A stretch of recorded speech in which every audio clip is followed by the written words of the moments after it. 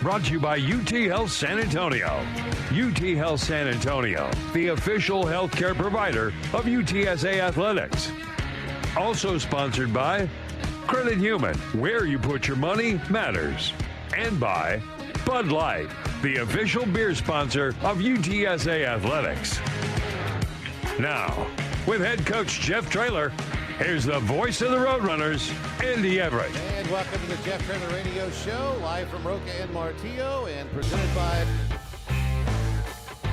healthcare partner of UTSA Athletics. Roadrunners coming off a huge win against Tulane last week, and we get ready for South Florida coming up on Thursday.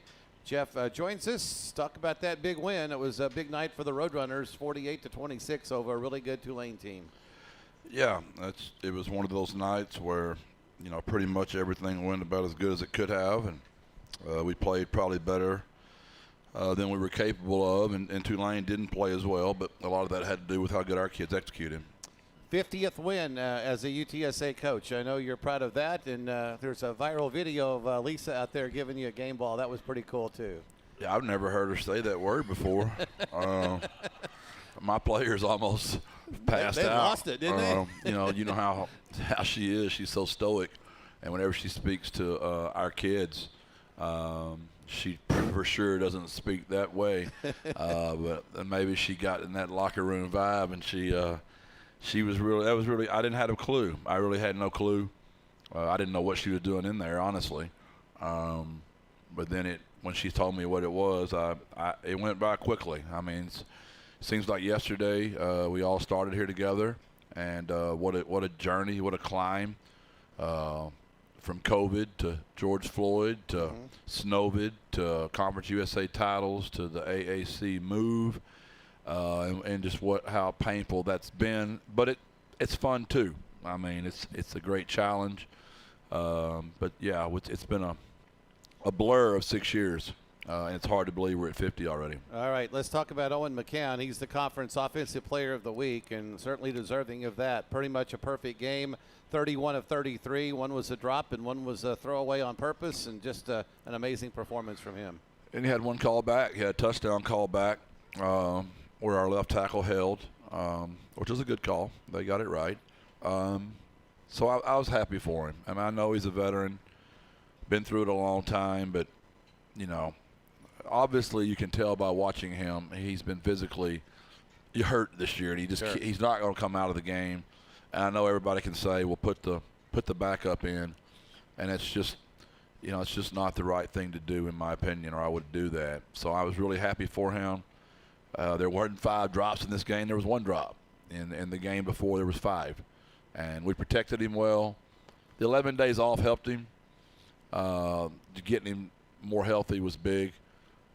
It's why I'm really so worried about this game. Just South Florida is so – everybody knows, you know, the amount of how much they invested in their roster, and they really got it right on their line play. Their O-line and D-line are really different. They've always had great skill kids at South Florida, but Alex really went and did a good job there.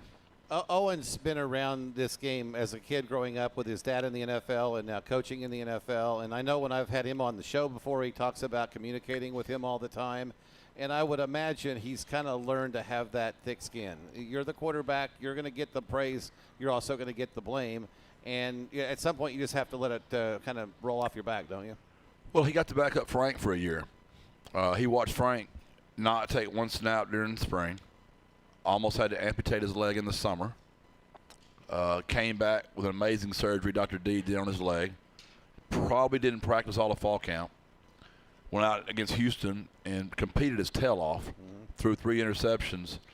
And he watched everybody treat the legend like just garbage. And he watched me defend Frank. Then he watched Frank get turf toe against Texas State and got treated bad again. And then he didn't play for a while and pretty much played his last year injured. He broke his shoulder in the Tulane game and finished the game. Couldn't even play in the bowl game. And Owen watched all that. And so he's seen if Frank Harris gets talked about that way, he knew Owen McCown was going to get talked about worse. Well, in college football, it's the backup quarterback's the most popular person in the room. Unless the starter wins by 40 every game, somebody's going to complain about it. Yeah, it just there's so many different factors involved that people have to calculate. Gambling is so much bigger than it's ever been before. Mm-hmm. So many prop bets are on these kids. A prop bet meaning he has this many completions over or under. He has this many yards over or under. He has this many touchdowns over and under. So I don't get on social media, but I would bet the venom and the hatred that some of these kids get is somebody lost a lot of money. Well, I was saying this earlier during the show. Pro athletes live in gated mansion houses, and they don't ever have to deal with the regular people if they don't want to. College athletes are living in dorms or in apartments with 3 or 4 roommates. There was a situation at North Carolina a few years ago where a basketball player, they get beat in the first round. He orders pizza. The pizza delivery sees who it is, and he's mad because he lost his fantasy league, and he made a bet on North Carolina to win the game, and he's blaming it on the guy that is ordering pizza from him. Yeah, we try to talk to our kids about that. We try to teach them. Everybody thinks everybody's making a lot of money. Probably of our 85-man roster, 30 of them don't get $1. We don't have that kind of money. We're probably paying 50 kids on our roster. So, and none of them are really making what people think. And it is what it is. And nobody. I'm just trying to explain why I think the dynamics have changed. There's so many podcasts nowadays. Everybody's got a podcast. Everybody's got some opinion of the quarterback play or the coach call.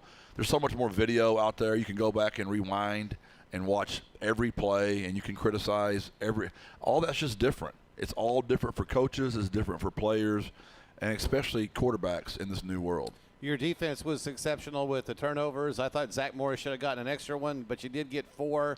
And when you can take the ball away from the other team 4 times, that's pretty huge. Yeah, that call gutted me. I really believed the game was over on that play. I just wanted to enjoy. There's nothing better than knowing you've got one and you're getting kids out of the game and you're benching your starters. And I was like, we won. And they're like, interference. And we had him double covered. We had a guy behind him, in front of him. That call hurt. And even, when we got the first down, the touchdown to win the game, and there was a penalty. And we had to call that one back. We ran the same play, basically. We ran the exact same play. Yeah. There was no different. We ran the exact same play. We didn't try to get cute. We just said, we're going to run it again. Okay. And that might be as emotional and as happy as I've been. I don't think I was that happy when we won the conference championships. I was just so proud that my kids kept overcoming. It was the longest 11 days of our life, and we deserved it. We did not play well. But, boy, that was a long 11 days. And for my kids to just feel good for a little while, it was a great locker room. And Lisa made it even better by being in there with us. It was a really fun locker room. Well, and no coach is ever going to think the game is over until the game is really over. You're always on pins and needles because you've seen so many crazy things happen before. Well, we've blown them, and we've come back from them since we've all been here together. We've been down those same scores and came back and won, and we've also – blown those leads once since we've been here together, which we won't bring up the T word when that happens. Yeah, I think fans like the bulletin board material and see if it motivates players and coaches. How much does it really motivate when you hear the comments, especially an hour or two before the game? Does that really kind of motivate you a little bit more, give you more juice? Well, I'll defend John. What John was trying to do was get our band to not play very much, to get our people that do our audio to not do very much. Everybody knew they were one of the top-ranked teams. Everybody knew they were in the talk of going to the playoffs. He was trying to mind game us, and I understand it. But I had to do what I had to do to win the game too. Right. And for him to be so specific on his accusations, we took that pretty personal because that's 6 years of us not losing.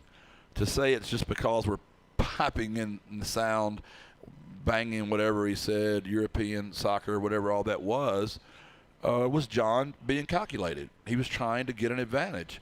And we all do that in coaching, but we took it different. And when their quarterback was mic'd up live and it was in our locker room, we thought we heard it, but I'll give Karen Aston all the credit.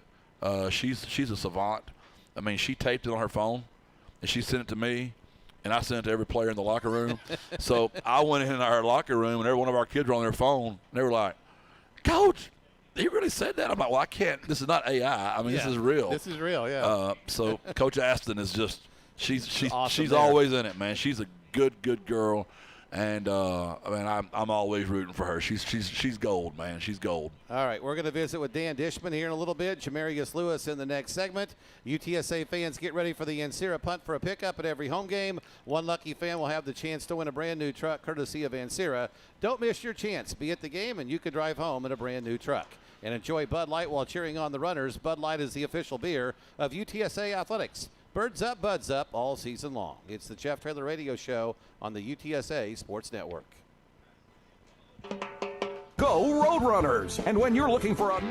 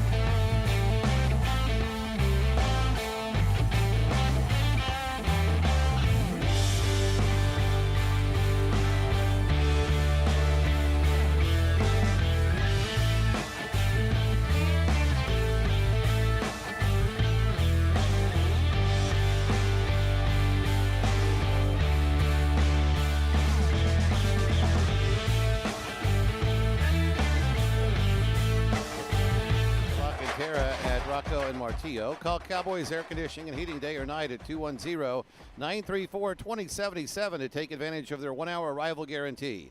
Cowboys AC is the official HVAC sponsor of UTSA Athletics. Go local, go Cowboys, and go Roadrunners. And USAA honors the stars who serve in our military as the official military appreciation sponsor of UTSA. We have 2 stars tonight, Dan Dishman in just a little bit, getting ready to talk with Jamarius Lewis, and we thank USAA sponsoring our Stars of the Week. Welcome to the show, Jamarius. Thanks for being here, and you got one of those 4 turnovers the other night. Talk about that big interception to thwart a 2-lane drive to get that interception in that game. Man, it was a cool experience. Coach Lip called a great call. It was a drop 8 coverage. We were in roll coverage, and I mean, the quarterback I guess he didn't see me, man. I came from the backside. He threw it right to me. It was a pretty cool experience, you know. As a safety, we've been struggling to force interceptions this year. And so to get that turnover in that big of a moment, it was good for us. You transferred from New Mexico a couple years ago before last season. Talk about that move to San Antonio and what you liked so much about being here at UTSA. It was different. It was fun though. It was a good experience for me. Obviously, coming from New Mexico was like really, really small. San Antonio was a lot bigger. But one thing that caught my attention was the coaching staff for sure. On my visit, I felt that my coaches were real with me. They were honest with me, and they would give me the best opportunity to be the best man that I could be outside of football. And so that's what really caught my attention. And not only did that catch my attention on my visit, but it still held true throughout my time here at UTSA. And so that's one thing I've appreciated the most about being at UTSA. Jeff, talk about Jamarius as much as you like. Yeah, I mean, it was interesting that he made such a huge play in the Memphis game last year, and very similar this year in the upset of Tulane, the black uniforms, and something about black uniforms and playing a top-ranked team, and Jamarius comes alive. What is it about the black uniforms? You guys just turn into extra magic when you have those things. I don't know, man. They just feel different. Like, I was telling somebody the other day in the locker room, like, bro, I wish we could play the black uniforms everywhere, bro, because they just fire, man. I love them. We love them as a team. I don't think anybody's going to let us do that. Yeah, the road teams aren't going to let us wear home when we're on the road. They're not going to let us wear that. Let's talk about your brother. He's part of the team, too, as an inside linebacker, and having him here with you. What's that experience like? It was always a dream, you know, coming from Mississippi, you know, 2 small-town kids. We always dreamed of playing Division I football together, and we got that opportunity, you know. Like I said, coaches didn't promise me anything, but they did promise us an opportunity, and I felt as if he's tried to make the most of his opportunity. He's been resilient. He showed up every day, even when he didn't get what he wanted, and so on and so forth. And so that's just been a blessing to me as a younger brother, seeing my older brother continue to show up and continue to work regardless of what the results may bring. That's just, he described Fred to a T. Fred's a good player too. Fred's a good player. He's I call him Violent Fred, Physical Fred. He's got a lot of Freddie Fred. We got a lot of names for Fred. But man, he's a really, really kind kid, young man. But he's violent, and they both play way bigger than their size. They're really good humans, and he's been a blast to coach. And there was nobody more disappointed in the way he played than Jamarius in the North Texas game. Except for maybe Tyan, his fellow safety, and Jimmy. But all 3 of those kids were players of the game. It's crazy. We had 37 missed tackles against North Texas. We had 4 against Tulane. It's really proud of how they bounced back and did that. How do you explain the difference? I know when you have a bad game, the first thing you want to do is play as quickly as possible, and you unfortunately had to wait a little bit longer, but you were able to turn that statistic around. It's all in the intentions, right? I mean, we showed up to practice every day throughout the bye week and the week of the game with violent intentions. We were intentional about being in a position that we were supposed to be in and being intentional about making a play. You know, sometimes you could be in position and still not make the play. And so we focused on that. Coaches were intentional about that. Players were intentional about that. And you could just see it the way we practice. You know, we practice fast. Some of our speeds was at the highest that we've been all season. And so that was probably the biggest thing that helped us make that change from week to week. I learned this week that you have a cousin, Elijah Martin, who played for Florida, and before that played for Florida Atlantic. And I'm not saying this just because you're here. When UTSA and Florida Atlantic played, of all the visiting teams players I liked, he's the guy that I said, that guy can play. He's the most fun basketball player I've seen play against UTSA in the 19 years I've called the game. So he's pretty special. No doubt. It was cool for me. I had transferred from New Mexico here, and as soon as I got here, not too long after I got here, FAU played us here at UTSA, and it was cool to get to see him play because, I mean, I wanted to see him play when I was in New Mexico, but I couldn't, obviously, because I was so far away. But just watching him, you know, come from the same place that I come from, and do what he did at the level that he did it, you know, it's just amazing to see that his hard work finally paid off. Did you ever play basketball? Yes, sir. I wasn't like him. You picked the right sport, right? Yeah, I picked the right sport. It's crazy. Elijah was actually a football player. He was a dual sport athlete coming out of high school. He could have went for football or basketball. And people would always tell him, you know, man, you need to pick football. But he was like, nah, man, I'm going to take my chances with basketball. And that's what he did. You know, he worked his tail off. And, you know, to see his work finally pay off, that was dope. That was dope. Yeah. I'm sure you're excited about the rest of this season and the future and all that. In good hands here at UTSA, aren't you? Yes, sir. Yes, sir. You've already graduated, right, Jamarius? No, sir. I'll graduate in the spring of 26. Spring of 26. 26. Awesome. When's Fred done? He's graduated already. It's him that's done. Yeah, I knew one of y'all was done. Already. Good deal. Jamarius, thanks so much for joining us. Great to visit with you. All the best against South Florida and the rest of the way this year. Thank you so much. All right. That's Jamarius Lewis, one of you.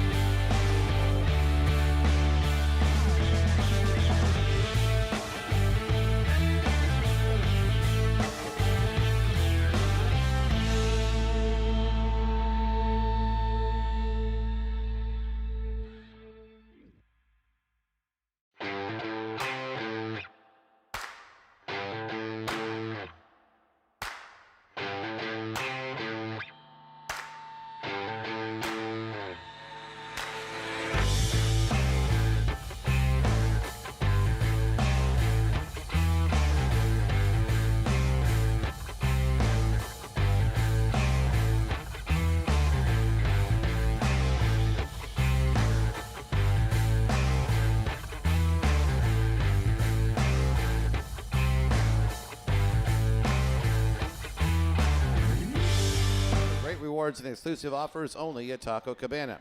And Texas Farm Bureau Insurance members get 2 free tickets to Roadrunners football, basketball, and baseball games when you redeem online. Become a Texas Farm Bureau Insurance member and visit goutsa.com/TFB tickets to learn more. Dan Dishman is our next guest, one of our USAA stars of the show tonight. And you've been here for a while, all 6 years of this. You've kind of seen it all, haven't you? Seen it all. It's been a long run. What's the highlight of your career here in this year? And I know you've been sometimes injured, sometimes not, but as I said, seen it all. But talk about your UTSA experience over these years. I'd say the highlight of my years is definitely going back-to-back in championships. And move that mic just a little bit closer. Okay, there you go. There you go. And this year I'd say it's definitely the culture change over the off season, like everybody putting in the work, being held accountable and all that type of stuff. It's just really cool to see. You have a unique group of tight ends, yourself and Patrick and Houston and Devin and the rest of them. And Jeff talked about you going to Hunter Ritterman's wedding last year over spring break and kind of messing up a little bit or postponing your spring break a little bit. Talk about that group and Hunter coaching you and all the things you've learned there. Yeah, Hunter's a great coach, a great man. Everybody else in the team, in the tight end room, we're all like really close together. We all go do like activities outside of football, like play golf, go bowling, all that type of stuff. So we're all just really close and we all love each other. How's your golf game? We're breaking 90 now. That's nice. Who's the best one in the room? Me and Pat are up there, yeah. So I know that people that pick up golf for the first time, they kind of get addicted because it's harder than they think it's going to be, being pretty much a world-class athlete as a football player.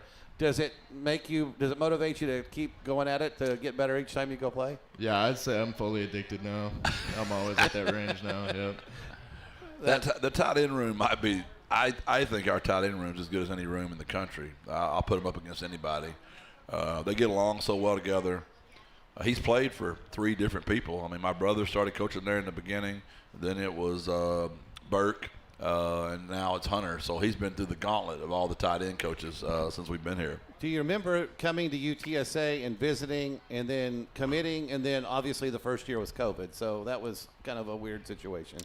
Yeah, it was pretty weird. I also got recruited by the old staff, and then Coach Traylor came in, met all the new coaches and new staff members, and I loved them, so yeah, signed. Yeah, that was a big get for us to keep Dan. We knew how important the tight end was to our offense. And he is one of those guys that has just gotten better every single year. And he's had some unfortunate injuries, but you talk about a tough kid, and I didn't know if he's going to come back. He was so frustrated with his injuries and all the work he had done. He really hadn't got the success that he really deserved. And I'm really happy for him. I mean, he's had a hell of a year. I mean, I know he doesn't get the attention maybe, but if you watch him just block, it's phenomenal how good he plays every single week.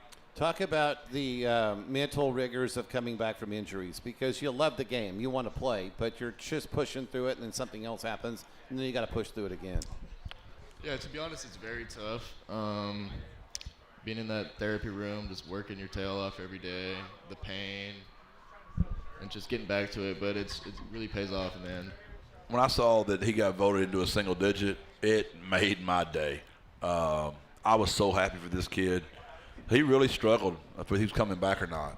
And I didn't want to push him too hard. I obviously recruited him, but I didn't want to make him. I wasn't going to guilt him or shame him. I really thought he could stay healthy. He just had some bad luck. And I'm just so glad he's put together 8 games in a row right now. Talk about getting the single digit. Wearing number 5. How much does that mean to you after all this time here? Yeah, it means a lot to me, seeing all the great leaders that have passed through here. And shout out to Chris Carpenter, got his number. But yeah, it really means a lot. And that tight end room, I mean, the guys that have been here, you know, from Leroy to Gavin to obviously the GOAT, Oscar, to Dan. I mean, there's just been a great legacy of guys in that room. And really, really thrilled that I got to coach Oscar his whole career, Dan his whole career. That just doesn't happen anymore, and especially guys that are that great of players. I don't know what it is, but we talk about the tight end always being open. It just seems like in this offense, the tight end is going to get good looks and get opportunities. And the schemes that are drawn up and everything, you guys are usually in the right place at the right time. Talk about that, if you will. Yeah, Coach Burke does an amazing job the schemes. And all of our guys, Pat, Houston, Devin, we all work our tail off just to like fit into the offense. Yeah, I think the play of the game the other day, there's a lot of plays, but Tulane started making their comeback, and the naked to him, I thought was a really big play. And the stiff arm that he threw on that kid really got our sideline going. I thought that was one of the plays. Obviously, the 4th and 2 play to Patrick was a play of the game, but I thought before that his naked, a naked means that we're nakeding out. I mean, I just want to make sure somebody's listening. Nobody was naked out there on the field. Yeah, exactly. Talk about that play and the stiff arm. That fired up everybody. Yeah, it was a real cool experience to finally get to use a stiff arm. The tight ends, Coach Ritterman, we always work it every week, but like it's hard to like have that chance in the game because the guys got to be coming at you a certain angle, and it was just really cool to actually like see all the practice work out. What are you going to do when football's over here soon? Are you going to keep doing some football stuff, or what's the next step? Yes, sir. I'm going to train for Pro Day and see how that goes. The scouts they all ask about Dan. Yeah. His body's really changed. He's a really good blocker. He shows his hands. He's staying healthy, and he'll have a shot. And I know Oscar was close to making it and didn't make it. And I think Dan he'll have a shot. And Oscar was in there to the very last swing. Last week, yeah. And I think Dan will be in there battling just like Oscar did. Well, good luck with all of that, and thanks again for being out here, and thanks for 6 years of watching you play football. It's been fun. Yes, sir. I appreciate it. All right, that's Dan Dishman.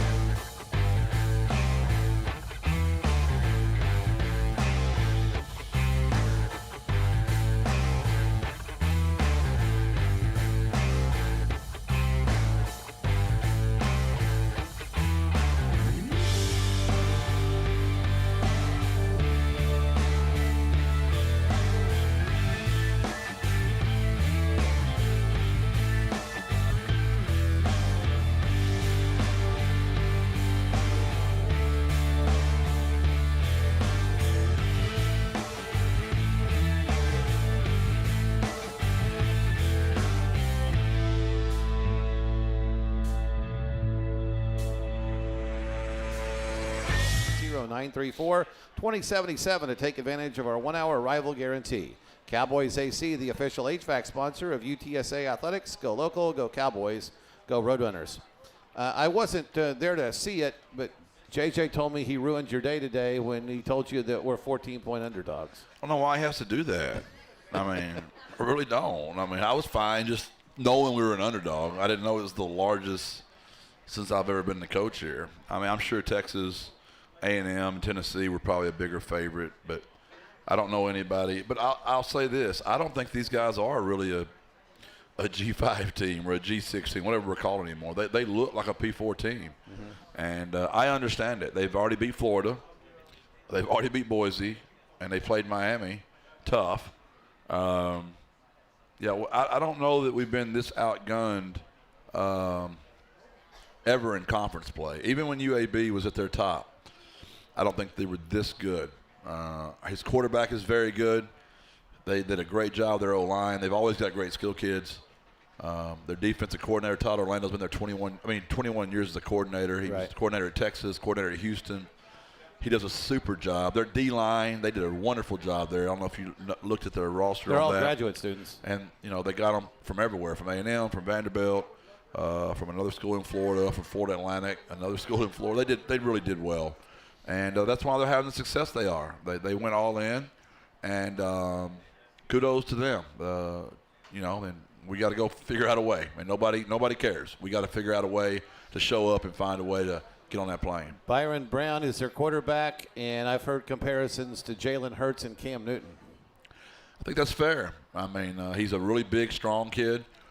I don't like the matchup just because of the way the North Texas running back ran over us, the way their slot receiver ran over us. I think that's a player comparison, except he's the quarterback. So he has the ball in his hand every play. Every play. And they're in the shotgun. And they average about probably 85 snaps a game. Fastest team in the country? And I don't know what the exact number is. I'd have to look, but I would imagine it's anywhere from 83 to 85. 7th-ranked offense in the country. Their average margin of victory, they destroy a lot of people.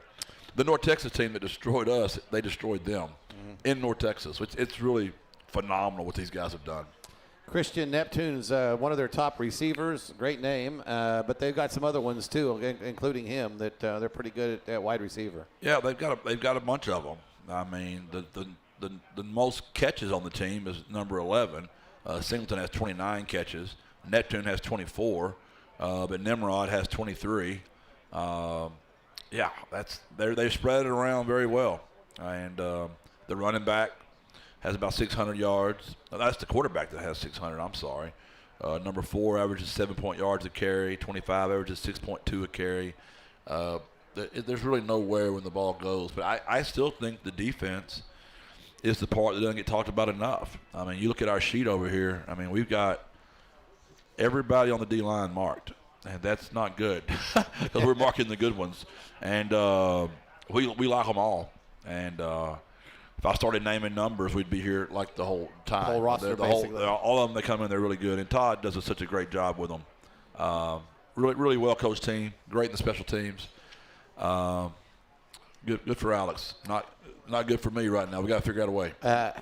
Talk about Alex and his philosophies, his tendencies. What do you see from what you've seen? We played him last year or the year before with South Florida. Talk about how they've gotten better and how he's kind of led this team and the successes that they've had. What's his philosophies? Well, they got them incrementally better each year, and then they went all in. When this became legal, now it's legal, they went all in, and they invested, and they doubled down.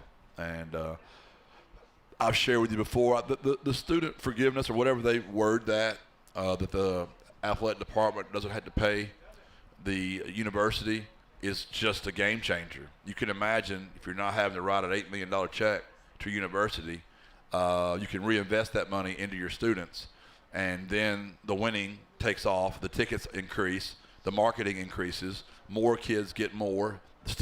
It's just too smart of an idea. And we're going to have to be creative here to figure out a way if we're going to be in this game. If not, this is the free enterprise system at its finest, and it will eat us up if we don't. They have a Grammatica kicking for them, too. That name is pretty popular in the kicking circles. Yeah, he's exciting. He's very demonstrative on the field. You'll know when he makes it. You can just tell the kid's made it or he's missed it. He's fun to watch. He's a really good kicker. Speaking of kickers, did you see Tate Sandell kick for OU this weekend? I didn't. I only watched the Roadrunners and the Minnesota Vikings. That's the only teams I watch. I don't watch anybody else except for those. His pants were really up high, and Kirk Herbstreit was making a lot of fun about that. I didn't get to see him play. I'm sure he did a great job. He's a really good kicker. All right, let's talk about the bye weeks. This is like at least the fourth or fifth time that UTSA's faced a team coming off of a bye week. Yeah, I don't know if you understand how much of a disadvantage that is unless you're in the business. At least Tulane, they had the same amount of time we did. Those are fair, but when you get, that's a tremendous advantage to have over your opponent when the week before you have a bye and they don't. And maybe next year that'll be our luck. I hope. we didn't get it this year. Yeah, we need to talk to the schedule makers on that situation. Well, I'm sure that's a nightmare, trying to schedule 14 teams and all that, and let's all play each other, and you're dealing with the Alamo Dome, and there's all kinds of things there. Arena availability, all that kind of stuff. TV, I get it. I'm not complaining, but to your point, we've drawn the short end of the stick on that. You have another NFL stadium experience. I was told they're expecting between 45 and 50,000, so it'll be like it was at Temple, only more fans. Yeah, it'll be an incredible situation to play. It'll be a beautiful night, national TV, really, really good football team. And I really want my kids just to show up and show the world what we can do. And that might not be enough. This team is so talented, it might not be enough. I just want to play well. There's a certain way it's supposed to look, sound, feel, act. And I just want to look the part. I get the feeling that everybody just wants to have a great road experience. We witnessed that in the couple of years you're winning championships in the Conference USA. It's been doubly difficult to win on the road compared to that league.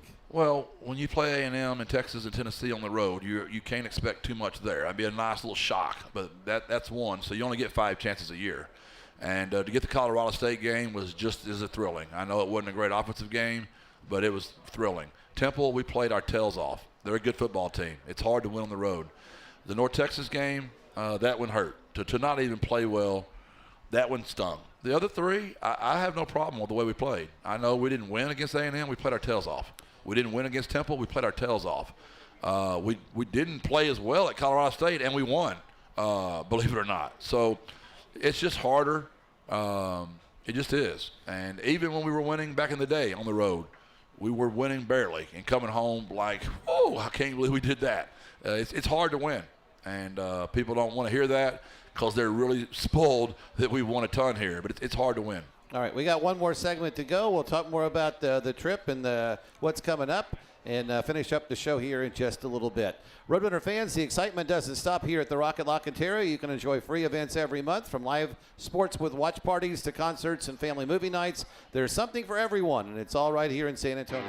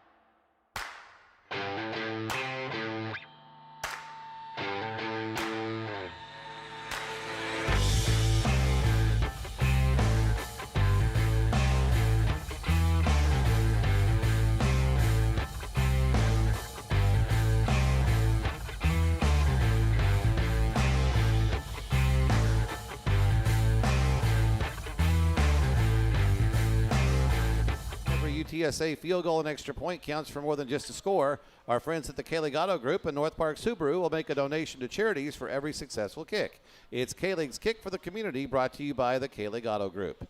It's time for our SureMed Emergency Play of the Weeks. SureMed Emergency Medical Service, proud to serve San Antonio with trusted professional ambulance services 24 hours a day, 7 days a week. I was talking to Justin Burke for our pregame chat with him, and the fourth down play, the 4th and 2 to Patrick, I think the fans looked at it and went, great play, great call, but that was progression number 4 for Owen, wasn't it? Yeah. When I saw him drop into cloud or cover 2, whatever you want to call it, and I'm like, this is not going to be good. I saw him cover the flat. I saw him cover the corner. I saw him cover the drag, and I was literally like, please, God, let the bump flat come open. And Patrick bump, and released, and I saw Owen go back across his body. And then, it's just get down and don't fumble. Then I'm like, are there any flags on the field? And I'm like, oh, we're in good shape right now. We're in really good shape. And that, like so many times when we've won big games, I think about Cephas against Western Kentucky on 4th and 2, where we iced the game, where he barely reaches out. We take a knee and win the championship. I think it was Zachary Franklin on 4th and 2 against North Texas, and he reaches out by an inch. And then that play there on 4th and 2, what a great play by Owen and Patrick. And it's a player's game. I mean, the call was a very well-executed play. Justin did a great job with that. But to get to your 4th read, to your point, by your quarterback was really special. The fumble that you got along the sideline that Jimmy Wyrick got in the first half, I was thinking, Temple? Go explain it. Like Temple, we had 2 guys on the ball. Yeah. And we don't get the ball back. And then Jimmy made a great play to get that this play, one. you really had inches to get it fielded, stay inbounds. What a great play by Jimmy.